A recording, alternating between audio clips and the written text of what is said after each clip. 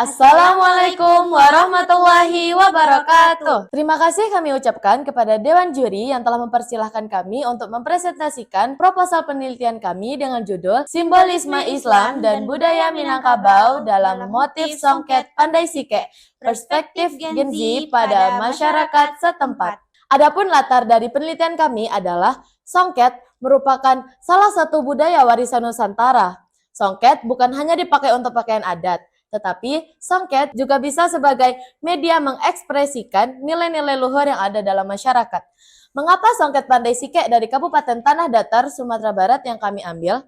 Karena songket Pandai Sike ini telah ternilai songket yang tertua, terotentik, dan juga hasil tenunnya yang halus. Selain itu, kami mengambil songket Pandai Sike karena peneliti merupakan penenun songket Pandai Sike sendiri dan termasuk ke dalam generasi Z.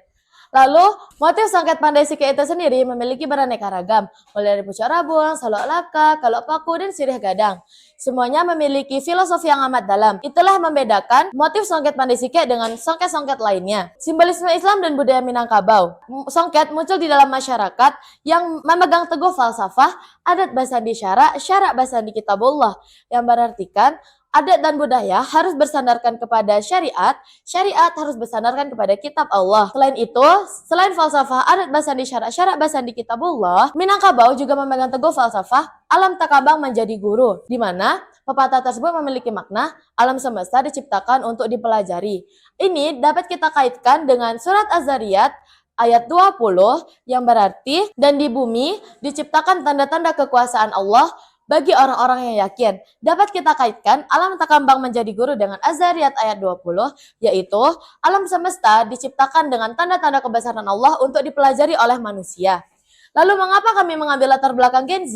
Karena Gen Z berpotensi untuk perkembangan dan pelestarian songket Pandai Sike ini di masa yang akan datang. Rumusan masalah dari latar belakang penelitian kami yaitu bagaimana sih cara Gen Z memaknai simbolisme Islam dan budaya Minangkabau pada motif songket Pandai Sike, dan bagaimana pula peran motif songket Pandai Sike sebagai ekspresi keagamaan dalam budaya Minangkabau. Adapun tujuan dalam penelitian kami yaitu untuk mendeskripsikan generasi Z memaknai simbolisme Islam dan budaya Minangkabau pada motif songket Pandai Sike, dan juga untuk menganalisis peran motif songket Pandai Sike sebagai media ekspresi keagamaan dan budaya Minangkabau. Manfaat dari penelitian yaitu manfaat teoritis ada terdapat ilmu pengetahuan dan juga studi budaya. Selanjutnya ada manfaat praktis, terdapat masyarakat, lalu pemerintah dan lembaga.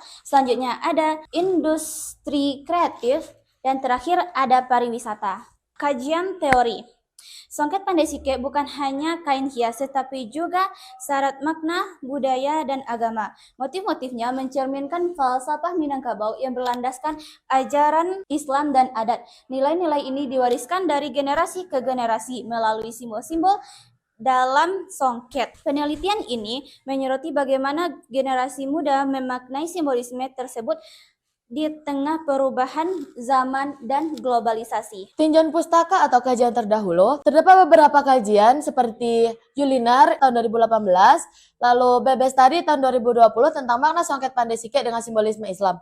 Mereka menyatakan memang benar benar menemukan bahwa motif songket Pandai Sike ini kaya akan makna simbolisme adat dan Islam.